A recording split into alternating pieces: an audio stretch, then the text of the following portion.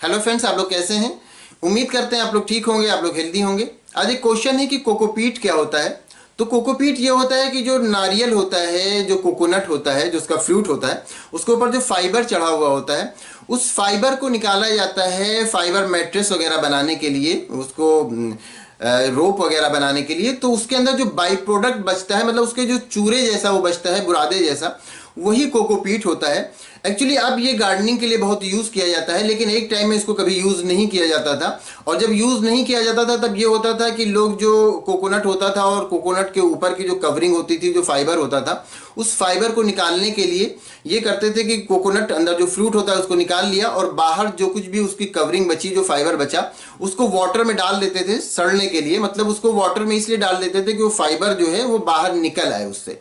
जब वो वाटर में डाल देते थे नियर अबाउट 90 डेज के लिए, नियर अबाउट 3 मंथ्स के लिए, तो क्या होता था कि वो धीरे धीरे उसमें बहुत सारी चीज़ें जो होती थी वो सड़ जाती थी। और वो जो अंदर फाइबर होता है, वो फाइबर क्या होता था, वो फाइबर लूज हो जाता था, तो उसको अच्छे से निकाल लेते थे। मतलब हम इसको इस तरह से, ये एक कोकोनट है, ये पूरा, ये ऊपर से ये पूरा कवर है, और इसके अंदर इसको जब, इसके अंदर का जो कोकोनट है इसको निकाल लिया गया। और जब इसको निकाल लिया गया तो ये इसको फिर वाटर में डाल दिया गया, डुबो दिया गया नियर अबाउट 3 मंथ्स के लिए। 3 मंथ्स के लिए इसको डाला गया तो इसमें जो फाइबर्स होते हैं ये फाइबर लूज हो जाते हैं। मतलब ये फाइबर जो आपस में जकड़ के पकड़े हुए होते हैं, ये फाइबर्स तो बहुत मजबूत होते हैं, ये तो पानी में नहीं सड़ते। बाकी जो इसमें बहुत सारी चीजें जो इन फाइबर को पकड़े हुए होते हैं वो धीरे धीरे सड़ जाते हैं, तो ये फाइबर निकालना आसान हो जाता है। तो इसके लिए इसको 3 महीने के करीब डुबो दिया जाता है वाटर में। फिर उसके बाद 3 महीने बाद जब इसको निकाला जाता है तो इसमें फाइबर्स निकालना, इन रेशों को निकालना आसान होता है, क्योंकि इसको जो होता है ये जो फाइबर मैट्रेस वगैरह बनाए जाते हैं या जो रोप वगैरह बनाए जाते हैं उनमें इसको यूज किया जाता है, इसके फाइबर को। और इसमें जो बुरादे जैसा जो जो बाई प्रोडक्ट बचता है उसी को कहा जाता है कोकोपीट, जो बाई प्रोडक्ट बचता है। और ये कोकोपीट पहले तो इसको वेस्ट मटेरियल समझ के फेंका जाता था, लेकिन अब इसकी डिमांड बढ़ रही है तो इसको यूज किया जाता है गार्डनिंग के लिए। तो उसके जो बाई प्रोडक्ट इसका बचा उसी को कहा जाता है कोकोपीट, जो कि बुरादे जैसा होता है, एकदम चूरे जैसा, बहुत छोटे छोटे पार्टिकल्स होते हैं और उसमें फिर प्लांट्स को ग्रो कराया जाता है। वही कोकोपीट होता है जो बाई प्रोडक्ट होता है। और ये जो फाइबर्स निकाले जाते हैं इसको मैट्रेस के तौर पर या जो रोप वगैरह होता है वो सब बनाने के लिए यूज किया जाता है। तो ये तो कॉमर्शियल तरीका होता है, और कि इस तरह से इसको, इसके जो फाइबर्स होते हैं वो निकाले जाते हैं, उसका जो बाई प्रोडक्ट बचता है कोकोपीट, उसको भी यूज किया जाता है गार्डनिंग में। कॉमर्शियली इस तरह से फाइबर निकालने के लिए इसको यूज करते हैं। लेकिन इसको अब लोग अपनी गार्डनिंग के लिए घरों में भी थोड़ा बहुत कोकोपीट बनाने लगे हैं। जो घरों में बनाते हैं उसमें ये करते हैं कि इसको ऊपर की कवरिंग लेते हैं, फिर इसके बाद इसको छोटे छोटे पीसेस कर लेते हैं या मिक्सर में इसको इसको मिक्स करते हैं, तो बहुत छोटे छोटे पार्टिकल्स हो जाते हैं।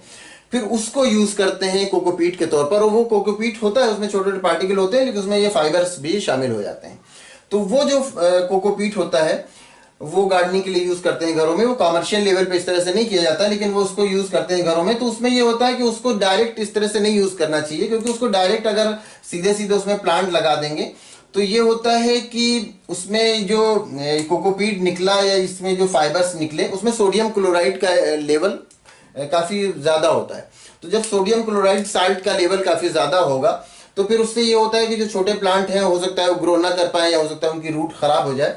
तो इसके लिए ये करना चाहिए कि उनको कुछ दिनों के लिए भिगो कर रख देना चाहिए, नियर अबाउट 10 डेज 15 डेज के लिए। अगर उस कोकोपीट को आप वाटर में डुबो के रख देंगे, भिगो के रख देंगे, तो उसके बाद फिर जब आप उसको सुखा लेंगे तब उसमें जो है सोडियम क्लोराइड का जो लेवल है वो उतना नहीं रह जाता, और तब उसमें नुकसान के चांसेस, प्लांट के लिए नुकसान के चांसेस नहीं रह जाते। तो अगर आप घर पे इसको बनाते हैं तो फिर उसको ये करें कि आप उसको कुछ दिनों के लिए, 10-15 दिन के लिए आप पानी में डुबो दें उस कोकोपीट को जो कि आपने निकाला है, फिर वो आप उसको यूज करें। और कमर्शियल लेवल पे जो होता है ये तो पहले से ही उसको नियर अबाउट 3 मंथ के लिए डुबो के रखते हैं, ताकि इसके जो फाइबर्स हैं वो निकल आए। और उनके फाइबर्स को निकाल लिया जाता है और वो फाइबर्स ही मेन प्रोडक्ट होता है। ये जो उसका कोकोपीट निकला जो, वो तो बाई प्रोडक्ट होता है, और ये पहले नहीं यूज होता था, अब बहुत ज्यादा यूज हो रहा है, तो अब इसकी डिमांड भी बढ़ गई है। तो अब इसको भी मतलब कमर्शियल लेवल पे फिर इसको सेल कर दिया जाता है। लेकिन पहले इसको वेस्ट प्रोडक्ट माना जाता था, बाई प्रोडक्ट था ये कोकोपीट, और ये जो फाइबर्स थे बस यही मेन प्रोडक्ट माना जाता था। तो कोकोपीट कैसा होता है, क्या होता है, तो हम आपको दिखाते हैं। ये कोकोपीट है जो आप देख रहे हैं स्क्रीन पर, और ये मार्केट में जो कमर्शियल लेवल पर अवेलेबल होता है, ये ब्लॉक बना के उसमें ब्लॉक के फॉर्म में ये अवेलेबल होता है। फिर आप उस ब्लॉक को तोड़ेंगे तो वो इसी तरह से हो जाएगा। और ये जब कमर्शियल लेवल पे मिलता है तो वो पहले से हमने बताया था ना कि उसको वाटर में भिगो के रखते हैं, तो इसीलिए इसका कलर ऐसे हो जाता है। अगर आप सीधे नारियल को लें और उससे आप कोकोपीट अगर निकालेंगे तो उसका कलर इतना ज़्यादा डार्क नहीं रहेगा, उसका कलर थोड़ा सा लाइट होगा। और इसको डायरेक्ट भी इस तरह से इसमें बहुत सारे प्लांट्स को उगाते हैं, सीड उगाते हैं, और इसको सॉइल में भी मिला के इसको यूज़ किया जाता है।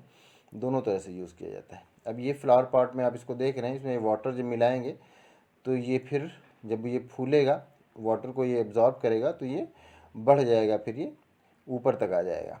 तो अगर एक थोड़ा सा भी आप डालें उसमें, एक ब्लॉक लें और आप उसको अगर किसी पॉट में डालेंगे तो फिर वो उस पूरे पॉट को वो ब्लॉक कवर कर लेता है।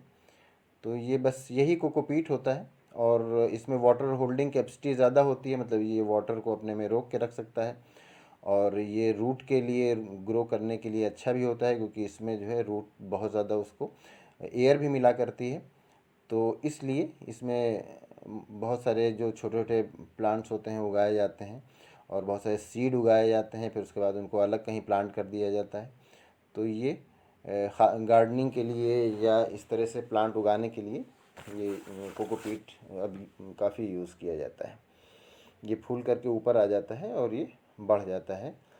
लगता है कि इसे क्वांटिटी में बढ़ गया हो, तो यही जब वाटर एब्जॉर्ब होगा तो ये ऊपर तक आ जाता है, जिस तरह से आप देख रहे हैं। अब इसी में कोई सीड भी डाल सकते हैं आप, या किसी भी इसी में और कोई दूसरा प्लांट भी आप इसमें कुछ छोटा सा प्लांट आप प्लांट कर सकते हैं, ताकि वो ठीक से ग्रो करे। और आप इसको सॉइल में भी मिला सकते हैं, तो उससे सॉइल जो होता है उसमें फिर इस तरह का वो पोरस हो जाता है सॉइल, ताकि जिससे अब जब पोरस हो जाता है तो उसमें फिर जो रूट होता है वो अच्छे से ग्रो करता है। तो यही कोकोपीट होता है। तो उम्मीद करते हैं आपको अच्छी तरह समझ में आ गया होगा कि कोकोपीट क्या होता है और कैसे क्या वर्क करता है वो। अगर किसी तरह का कोई कन्फ्यूज़न है या कोई क्वेश्चन है तो आप पूछ सकते हैं। Thank you.